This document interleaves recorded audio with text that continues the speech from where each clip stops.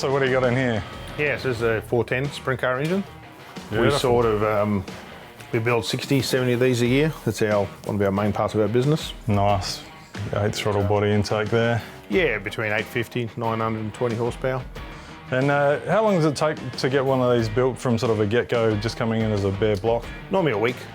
Time it comes in on the Monday, we'll strip it, have it in the machine shop Tuesday, and then the guys can start assembling. So like in the off season when you've got 20 motors here, obviously they get held up a little bit waiting on parts and things like that. But yeah, normally most engines you turn around 4 to 5 days.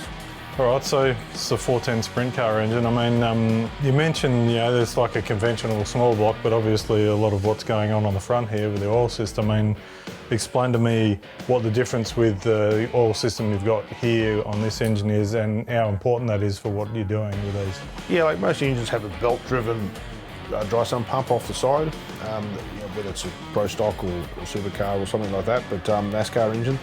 With a sprint car, it's driven off the camshaft, so it's basically, your team can change that motor in 15, 20 minutes in a car. You now bang, make the next heat race. So you've got a 5-stage oil pump, obviously the hard line, which feeds oil to the engine. You've got a dry sump tank, which hold about 9 litres of oil. This one's a bit slightly bigger tank with the bigger pump. And then obviously you've got your 3 scavenge lines out of your oil pan, up into the pump, back into the tank, and then there's also one out of the back which has a tube through the middle and comes out the front and goes into the pump, so it sucks from the back of the valley. Yeah, and the oil system, these things will make probably 10, 12 inches of vacuum, where an iron block engine will make 20, but with that size pump on it, you at least create a vacuum in the oil pan, which helps with the ring seal and makes it a little bit more power.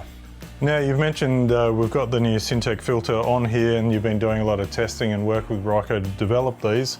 I just happen to have one of these right here, which is for the new Gen 3 engine, I believe? Yes, yeah. Yes. That'll fit that and also the current supercar engines. Well, run us through some of the new developments with these filters and how good they are. Yeah, I think with the synthetic media that the Ryco's been working on, and made some changes with the the amount of holes in the filter and where the valve sits, and also the thickness of the casing. It's made the filter more robust item.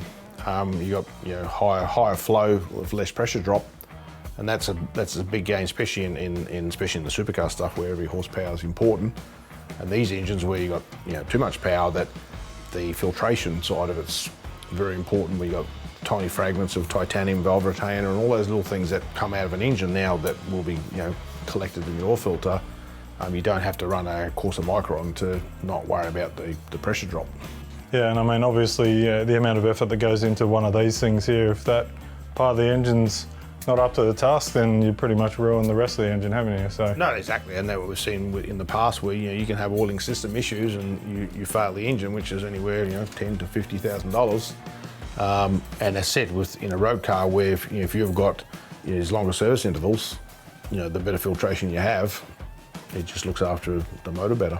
Oh, absolutely, and I mean one thing now looking at this though is that I'm pretty keen to see this run. So any chance we can chuck this on the dyno and see what it does? You said it was going to make 900, so I'm going to hold you to that. Yeah, so we'll give it a go and see what happens. All right, let's make it happen.